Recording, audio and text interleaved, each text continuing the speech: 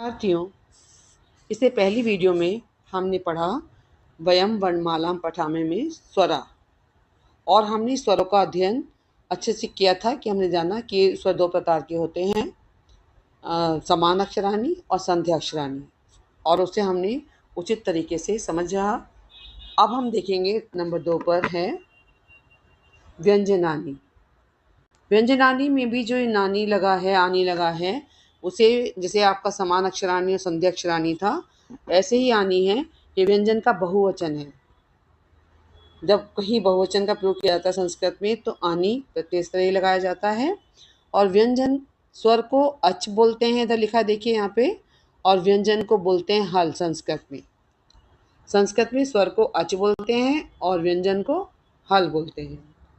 अब आप इसे देखेंगे कि व्यंजना नाम उच्चारणे, फिर वही होगा कि व्यंजनों के, क्योंकि इसमें षष्ठी विभक्ति है तो व्यंजनों के।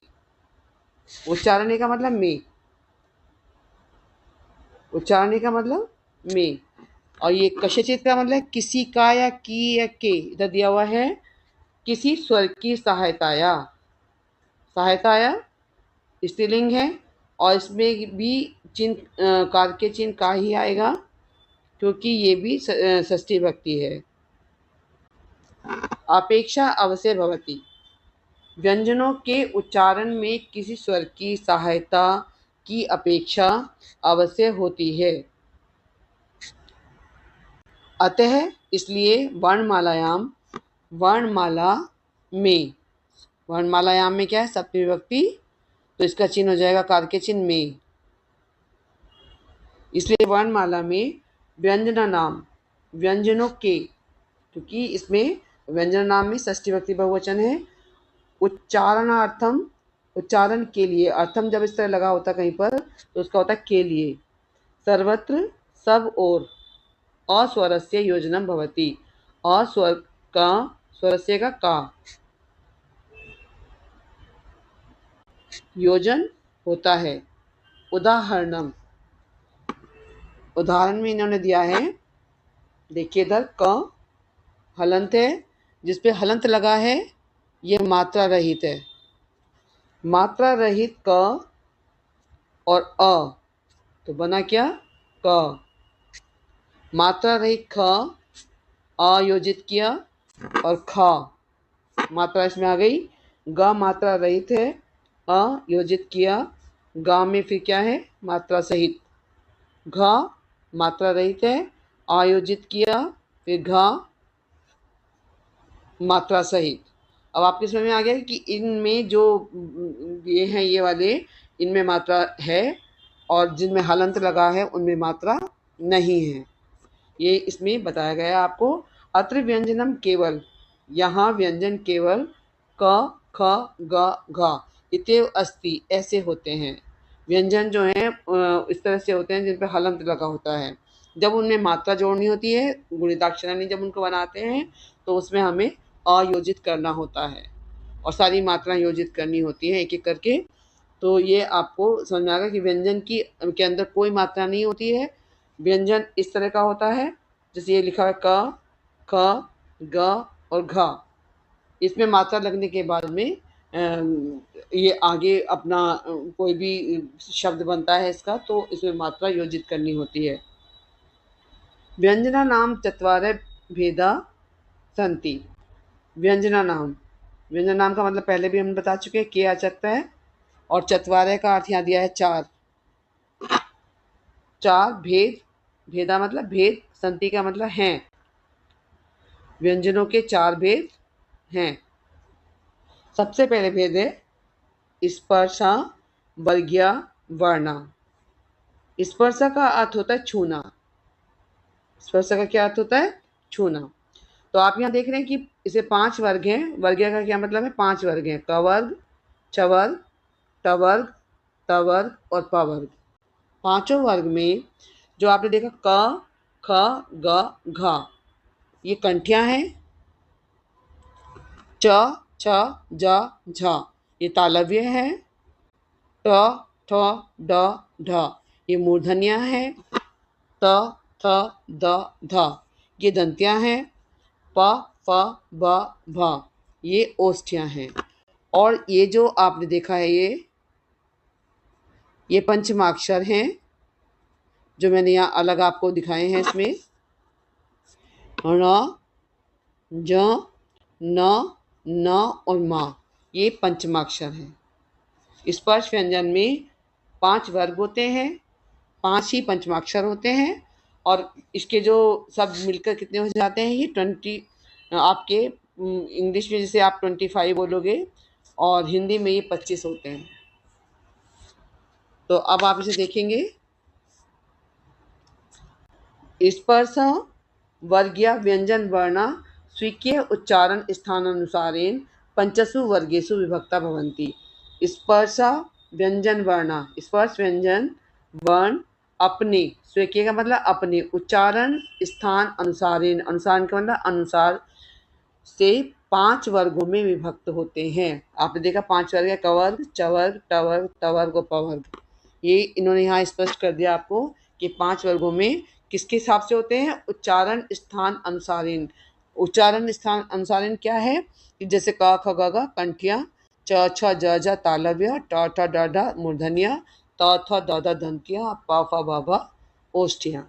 तो आपको इसके हिसाब से ये बनाया जाता है। अब दूसरे नंबर पर आया है अंतस्थ वर्ण। अंतस्थ का मतलब जैसे अंतःस्थ, अंदर से स्थित कोई वर्ण बाहर निकल रहे हैं, और वो वर्ण है य, र, ल और व।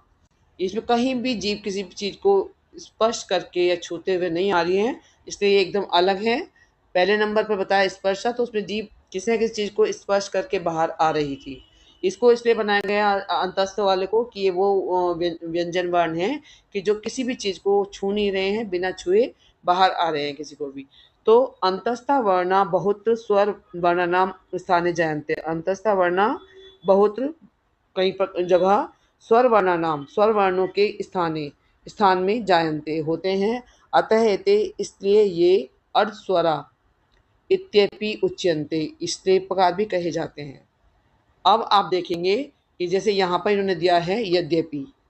यद्यपि सब यदि और अपि दो से मिलके बना है, लेकिन जो ये य है ये अंतस्थ है, व्यंजन है। बना किससे है, ये स्वर से। ई और क्या है, स्वर है।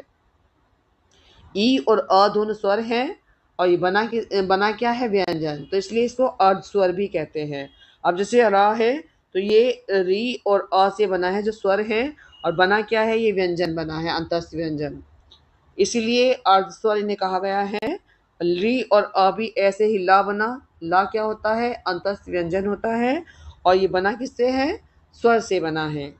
अब ऐसे ही जो आपका व है, उ और अ से बना है, तो ये भी व क्या है, व्यंजन है। तो इसलिए इनको क्या कहा जाता है, अर्धस्वरा।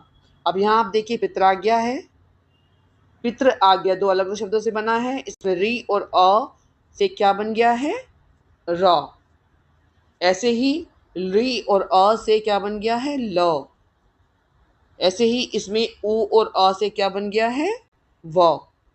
तो आप ये देखेंगे यहाँ पर ल और व, य, र, ल, व चारों व्यंजन हैं, लेकिन ये व्यंजन स्वर से मिलके बने हैं, इसलिए इनको अर्ध स्वर भी कहते हैं। तीसरे नंबर पे आया आपका ऊष्म वर्णा। ऊष्म वर्ण में आपने बोला श, श, श और ह। इन्हें बोलते हुए ऐसा लगता है जैसे कोई ऊर्जा सी हो रही। पहले वाले में स्पर्श व्यंजन में ना किसी मुंह के भाग को छू के वर्ण बाहर निकल रहे थे, लेकिन जब अंतस्थ व्यंजन की बात आई तो ऐसे लग रहा था कि अंदर से सीधे बाहर की ओर आ रहे हैं। लेकिन अब जब ऊष्म वर्ण की बात आई है तो उसमें कोई ऊर्जा सी उनके अंदर हो जाती है, जहाँ बोलते हैं श, श, श, ह। ऊष्मा नाम व्यंजनम वर्णानाम। ऊष्म व्यंजन वर्णों का, वर्णानाम का क्या होता है, इसमें कार के चिन्ह का छिपा है। उच्चारण समय, समय में सप्तमी विभक्ति है तो यहाँ आ जाएगा में। उच्चारण समय में मुखात, मुखात में पंचमी विभक्ति है तो से आ जाएगा, मुख से। उष्ण वायु, गर्म वायु, उष्ण वायु का क्या है, गर्म वायु। निस्सरति मतलब निकलती है, निकलती है। तो आप ये देखेंगे कि इसमें तीनों में स्पर्श में कोई ना कोई स्पर्श करके आ रहा है, अंतस्थ में अंदर से सीधे हो रहा है, और ऊष्म वर्ण में वायु जो है वो गर्म वायु की तरफ बाहर निकल रही है। तो इसमें सब में अंतर है। अब 4 नंबर पे आपका है अयोगवाहो वर्णम। अयोगवाहो में अंग और अह ये 2 होते हैं। अयोगवाह विशिष्ट व्यंजन वर्ण अस्ति। अयोगवाह विशिष्ट व्यंजन वर्ण है। अस्ति का मतलब होता है। अत्र उच्चारणतम, इसके उच्चारण के लिए अस्वरस्य, अस्वर का, फिर इसमें का आएगा क्योंकि षष्ठी व्यक्ति एकवचन है। संयोजनम पूर्वे भवति, संयोजन पहले होता है। संयोजन क्या है? पहले होता है। न तू पश्चात है। न तू, तू कौन ला? नहीं तो, पश्चात मतलब बाद में, बाद में नहीं, पहले होता है बाद में नहीं। अत्र यहाँ दो दो अयोगवाहो स्थित, यहाँ 2 अयोगवाह हैं। कौन कौन से हैं? अनुस्वार है और विसर्ग है। 2 अयोगवाह है, अनुस्वार है और विसर्ग है। अब इन्होंने बताया है कि अ का प्रयोग हम यहाँ करते हैं, लेकिन अत्रापि अनुस्वार केवल ऐसा होता है, केवल ऐसा होता है अनुस्वार है। इत्येव अस्ति, अनुस्वार केवल ये है, अ से में नहीं है। लेकिन आ का प्रयोग सिर्फ हम अनुस्वार को दिखाने के लिए, प्रयोग करने के लिए, या वर्ण विच्छेद में किसी स्थान पर उसका प्रयोग करते हैं, लेकिन वहाँ उसकी आवश्यकता नहीं होती है, सिर्फ हम उसका प्रयोग वैसे ही करते हैं। एवमेव अत्रापि पूर्व योजिता अस्वर केवल उच्चारणतम अस्ति। इसी प्रकार ही यहाँ पूर्व योजित अस्वर केवल उच्चारण के लिए है। बताया केवल वो उच्चारण के लिए है, अन्यथा ऐसा होता है और ऐसा होता है। अनुस्वार ये है और विसर्ग ये है। उसकी कोई भी आ का प्रयोग उसमें नहीं होता है, लेकिन हम आ का प्रयोग सिर्फ उसे स्थान देने के लिए करते हैं कि किस जगह उसको हम लगाएंगे, तो इसलिए उसको हम प्रयोग करते हैं। अब हमने देखिए व्यंजन सीखा, तो हमने इसमें देखा है कि 4 होते हैं। जो स्वर थे वो 2 थे, व्यंजन 4 हैं। स्पर्शा आपने देखा अच्छे से कि 5 वर्ग होते हैं इसमें। पंचमाक्षर भी आपने अच्छे से देख लिया है। और आपने अंतस्थ वर्ण में देखा कि कोई भी अंदर से इस तरह से वो अकर निकल के आते हैं, और ये जो है अर्ध स्वर कैसे बनते हैं, अर्ध स्वर के बारे में भी आपने सीखा। और अब आपने देखा कि ऊष्म वर्ण में जब हम बोलते हैं तो गर्म वायु अंदर से निकलती है, और अयोगवाह में कहीं भी योजित करना जरूरी नहीं है। अयोगवाह सिर्फ हम उसको स्थान देने के लिए योजित करते हैं। ये आपने इसको अच्छे से सीखा। हमें ये पता लग गया कि चारों किस तरह से होता है, चारों के बारे में।